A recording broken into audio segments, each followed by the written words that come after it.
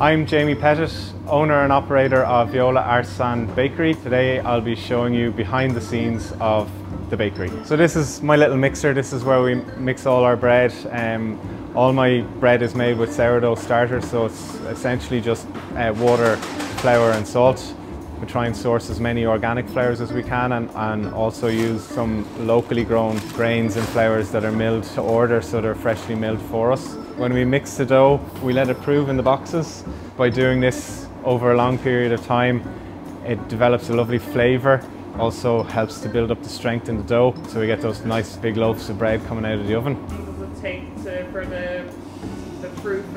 There's a lot of different elements in it. It depends on the weather, because it's a natural product, and the weather can have a big effect on how fast it happens. But anywhere between 4 and 5 hours to develop the kind of flavour that we're looking for. Sometimes it goes well, and sometimes we have to change it around a little bit because of the fact that it is a natural product that's made using a fermented process over 3 days. We could do it quicker, but it wouldn't have the same flavour, and it also wouldn't have the same ease of digestion for people. After it's been proved, we shape it and put it into proving baskets, and we retard it in the fridge overnight, which just means to slow down the proving process. When I come in tomorrow night to bake it, it's proved nicely and nice and relaxed, I suppose, and ready to go into the oven. This is our, it's called a deck oven. It's a convection oven specifically used for making bread.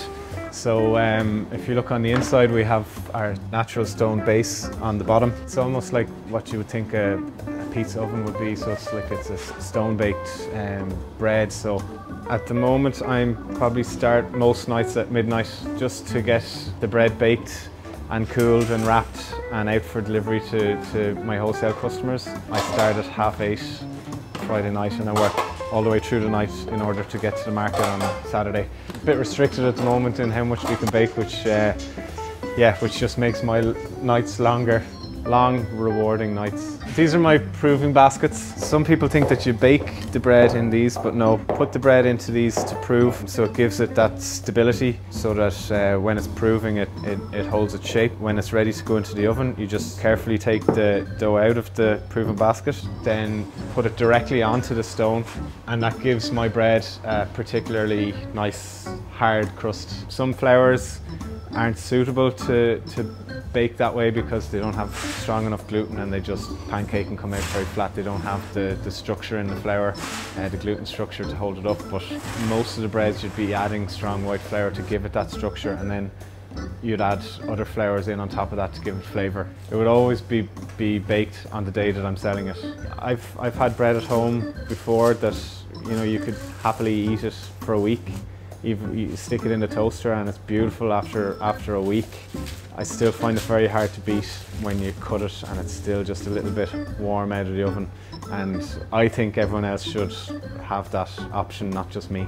Can you give any tips for actually freshening up the bread? I have a family member who won't even go near it on the first day. He leaves it until the second day because he thinks it's nicer toasted on the second day than it is fresh on the first day. At home, what we do is, if we have leftover bread, we stick it in the freezer, and the fresher you can put it into the freezer, then the fresher it tastes when it's defrosted. Another great tip actually would be to slice it and put it into your freezer, and then you can take it out by the slice and put it in the toaster, and it almost defrosts in the toaster, and it's like a fresh slice of bread when it comes out. We never get to that stage though, because we eat too much bread. Yeah. So you just be spending all your time slicing bread.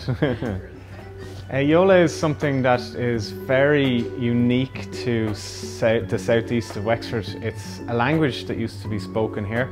We didn't want to feel like we had full ownership over this, and we didn't want to feel like it was something that was just uniquely ours. We're making a product with 3 ingredients on a daily basis, and there's a lot of love and energy goes into it, and it's to feed the people around us and the local community, and we wanted the local community to feel like they had as much ownership over what we do as what we do. This kind of fell into my lap of something that I really enjoyed doing, and something that gave me, I don't know, it's funny if it was described as almost like manna in heaven to me when I was at a bit of a crossroads in my life, and then started to focus a little bit closer on what I was enjoying doing at the time and put some time and energy into it, and then yeah, here we are.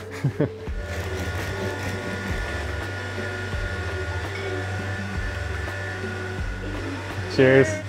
Yeah. The sour. Yeah, it's got that chewy crust. Yeah, it's so worth the however many hours going into it. I don't know, too many.